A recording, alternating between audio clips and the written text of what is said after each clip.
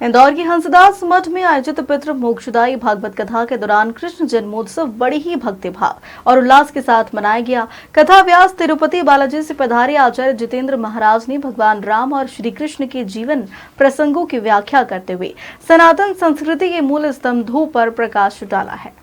Airport road स्थित हंसदास मठ में चल रही 7 दिवसीय पितृ मोक्षदायी श्रीमद् भागवत कथा में बुधवार को कृष्ण जन्मोत्सव मनाया गया।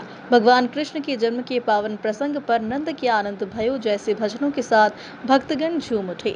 मठ परिसर में माखन मिश्री फल और टॉफी का प्रसाद वितरण किया। इस दौरान पूरा वातावरण कृष्णमय हो गया। इस दौरान कथा व्यास आचार्य जितेंद्र महाराज ने कहा कि भारत के कण कण में कृष्ण और रोम रोम में राम विराजमान है। इनके बिना न भारत की कल्पना संभव है न संस्कृति की पूर्णता। उन्होंने बताया कि राम भारतीय समाज के आराध्य देवता हैं, जबकि कृष्ण हमारी संस्कृति की जड़ों के आधार स्तंभ है। इन दोनों का जीवन हर युग के लिए प्रेरणा और ऊर्जा का स्रोत है। कथा शुभारंभ के पहले विधायक गोलू शुक्ला, भाजपा अध्यक्ष सुमित मिश्रा, कांग्रेस के जिला अध्यक्ष विपिन वानखेड़े, गिरधर नागर सहित बड़ी संख्या में शहर के विशिष्ट अतिथियों ने व्यासपीठ का पूजन किया। आयोजन समिति की ओर से राजेश बंसल, शिव जिंदल, हरि अग्रवाल एवं संदीप गोयल ऑटो ने सभी अतिथियों का स्वागत किया। वहीं संयोजक ने बताया कि गुरुवार को दोपहर 3 से 6 बजे तक नंदोत्सव, बाल लीला एवं गोवर्धन पूजा के प्रसंगों की व्याख्या होगी। आचार्य जितेंद्र महाराज ने कहा कि हमारे कर्मों का फल हमें ही भुगतना है। पाप और पुण्य हस्तांतरणीय होते हैं, नहीं होते। जैसे कर्म होंगे फल भी वैसे ही मिलेंगे। सगे संबंधी भी संकट के साथ नहीं देते।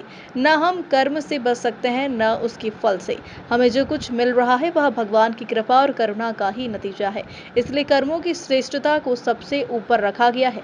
राम और कृष्ण के बिना सनातन संस्कृति कभी परिपूर्ण नहीं हो सकती।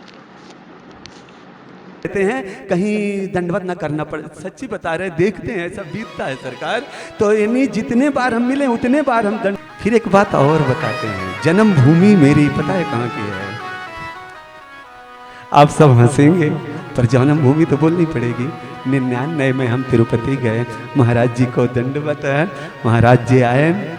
जन्मभूमि हमारी सतना की है, जहां आपके विधायक जी की ससुराल है और सिवा हमारे काफी अनन्य प्रेमी हैं।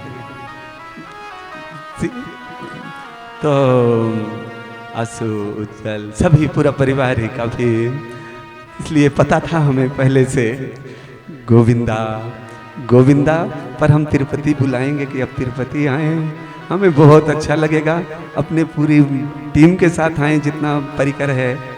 गोविंदा गोविंदा। भगवान महाराज दशरथ के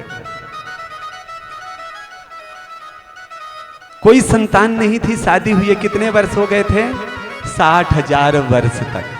10 मिनट राम जी में डालते, कृष्ण में फिर चलते हैं, क्योंकि बिना राम जी का आए कृष्ण जी कैसे आ जाएं? तो शादी हुए हो गया, आज तक कोई संतान नहीं हुई। कैसे गुरु हैं आप? तो बोले गुरु जी से कहे तो सही। अब गुरु जी से जब ये बात गुरु जी से बोलेंगे तब ना गुरु जी उपाय बताएंगे। आज तक महाराज दशरथ ने कहा ही नहीं है। तो बोले कल महाराज दशरथ कह देंगे। तो पूछना पड़ा कि क्यों रो रहे हैं। महाराज दशरथ ने जब आकर के पूछा कि गुरु माँ क्यों रो रहे हैं गुरुपुत्र? तब बोले अब हम तो पूछ रहे, आप ही पूछ लो। तो जैसे महाराज दशरथ ने पूछा तो बोले आप हमारे पिताजी के शिष्य हैं ना, चेला हैं ना? बोले हाँ। बोले हमारा कौन बनेगा? 60,000 वर्ष हुए शादी हुए, कोई संतति नहीं थी। तो बोले हमारा कौन बनेगा? तो वहीं महबत मन माही अब भाई अगलानी मोरे।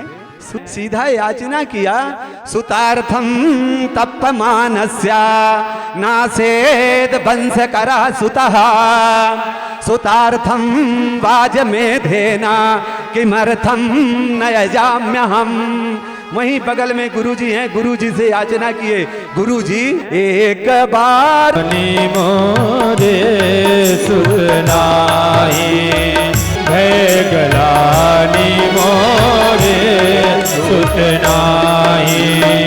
गुरु चरण लागी कर विनय विशाल दुख सुख सब समझा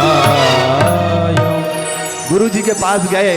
आज हम गुरु जी यहाँ पर उपस्थित सभी को प्रणाम करते हुए आप सबको इस श्रीमद् भागवत कथा की मंगल कामनाएं। खूब इसी तरह कथा और भोजन प्रसादी कराते रहें और लोगों को जिमाते रहें और आनंद लेते रहें मेरे। और जहाँ भी मेरी जहाँ आवश्यकता लगे तन मन और धन से पंडित जी मैं आपके परिवार के साथ में हूँ। जहाँ जैसा भी आप आदेश करेंगे वो सब पूर्ण करेंगे। भगवान श्री कृष्णचंद्र की कृपा हम सब पे बनी रहे। आप सबको बहुत बहुत बधाई, शुभकामनाएं। मैं सबसे पहले हमारे गुरुदेव के चरणों में नमन करता हूँ। मैंने सुना गुरुदेव तिरुपति बालाजी से यहाँ पर पधारे हैं। आपका आशीर्वाद कृपा हम सभी के ऊपर सदैव बनी रहे। हमारे विधायक गोलू शुक्ला जी, बीजेपी के अध्यक्ष सुमित मिश्रा जी, हमारे गिरधर अंकल राजेश दादा, और विशेष तौर पे मैं धन्यवाद देता हूँ शर्मा परिवार को जिन्होंने इस खूबसूरत भागवत कथा का आयोजन किया है। और यही परमपिता परमेश्वर से प्रार्थना करता हूँ कि भगवान का आशीर्वाद हम सभी के ऊपर बना रहे।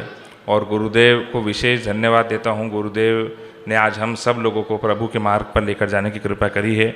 बहुत बहुत धन्यवाद गुरुदेव। पुनः आपके चरणों में नमन।